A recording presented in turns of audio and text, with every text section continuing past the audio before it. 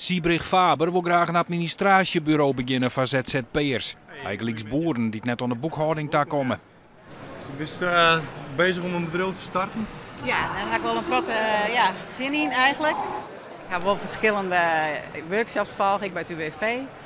Van hoe kan ik vanuit een WW-uitkering opstarten.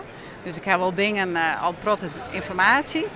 Maar ik moet nog steeds die stap zetten. En dat vind ik best wel eng. Ja. Voor wat voor informatie kom je hier nou?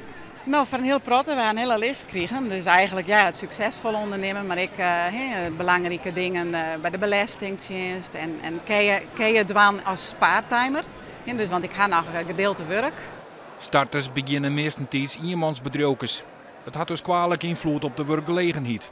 In sectoren met een lege drompel wordt het meest starten. De detailhandel, met name het aannemen van het aantal webwinkels wat we vooral zorgen.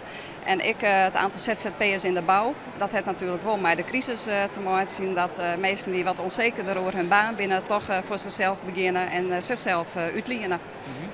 En organisatieadviseurs, adviesbureaus? Ja, dat is een top tredder. De MKB'ers besteden steeds meer activiteiten uit onder de zogenaamde flexibele skill. En daar is juist steeds meer status ontstaan in de organisatieadvies- en coachingsbureaus.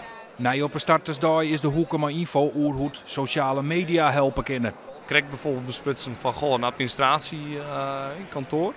Die ZZP'ers graag wil betjenen. Nou, die vrouwen van die ZZP'ers, die hebben al een profiel op huis. Dus op die manier is het zien van wat houdt hun dwanden en wat is hun behoefte op dit gebied van administratie. En het is met name ook een kanaal om te luisteren, om te zien. En vanuit daar bijvoorbeeld die strategieën als ondernemer op het internet te bepalen. Nou ja, goed, en ik weet er wel achter dat sommigen van mijn doelgroep net echt op het internet zitten.